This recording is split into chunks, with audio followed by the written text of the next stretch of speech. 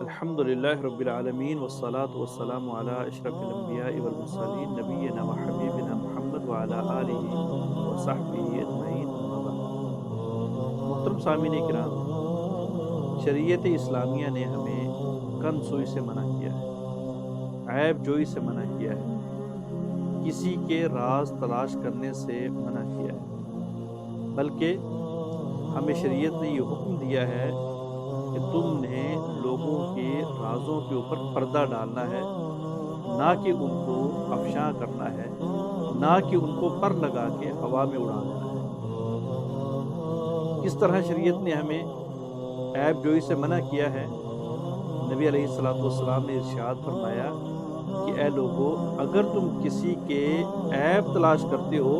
تو گویا کہ تم فسادی ہو، تم لڑائی ڈالنا چاہتے ہو، فساد کرنا چاہتے ہو۔ بے شک بھلے آپ کہتے رہو کہ ہم بڑے مصلح ہیں، ہم بڑے اصلاح کرنے والے ہیں، ہم بڑے خیر خواہ ہیں، ہم بڑے نیکوکار ہیں، لیکن اگر تمہارے اندر یہ اخلاقی برائی پائی جا رہی ہے کہ تم لوگوں کے عیب تلاش کرتے ہو، تو یا تو تم خود فساد برپا کرنا چاہتے ہو یا پھر تم کسی کے ذریعے فساد برپا کروانا چاہتے ہو۔ یعنی المہم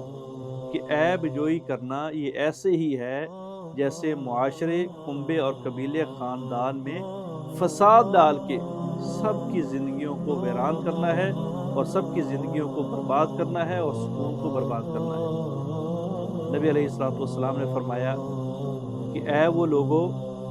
جو نئے نئے مسلمان ہوئے ہو، صرف زبان سے کلمہ پڑھا ہے، ابھی ایمان تمہارے دلوں میں سرایت نہیں کر پایا، تم سے میری یہ گزارش ہے کہ تم پکے مومنوں مسلمانوں کے عیبوں کو تلاش مت کرنا، تم کسی کی غیبت بھی نہ کرنا، اس لیے کہ اگر تم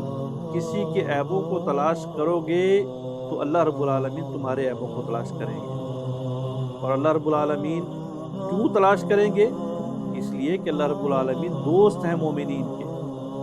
اللہ تعالیٰ دوست ہیں سچے مسلمانوں کے۔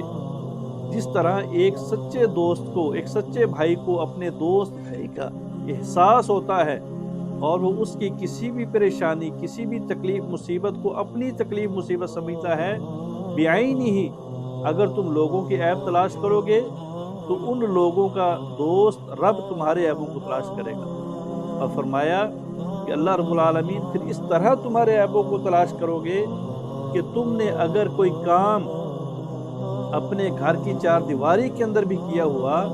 تو اللہ تعالیٰ اس عیب کو بھی لوگوں کے سامنے عیاں کر دیں گے۔ یا پھر اگر تم کو عیب کر کے اپنے گھر کی چار دیواری میں بیٹھے بھی رہ گئے، باہر نہ بھی نکلے، کسی کو اس کی ہوا نہ بھی لگنے دی، تو اللہ تعالیٰ پھر بھی تمہارے اس عیب کو لوگوں میں افشا کر دیں گے اور لوگوں میں ظاہر کر دیں گے اور تمہیں ذلیل و رسوا کر دیں گے۔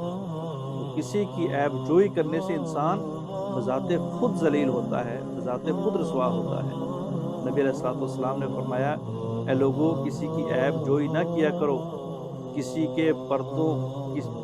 کسی کے عیبوں کو تلاش نہ کیا کرو، کسی کی جو ہے وہ پوشیدہ باتوں کو تلاش کرنے کی کوشش نہ کیا کرو۔ کیوں؟ اس لیے کہ اگر تم ایسی قوم کی بات تلاش کرنا چاہتے ہو کہ اگر اس قوم کو پتہ چل جائے تو وہ تم سے لڑائی کریں گے، وہ اس کام کو ناپسند کریں گے، تو اللہ رب العالمین قیامت والے دن تمہارے کانوں کے اندر سیسا ڈال دیں گے، ایسا کیمیکل ڈال دیں گے کہ جس کی وجہ سے تمہارے دماغ نے لذت اٹھائی،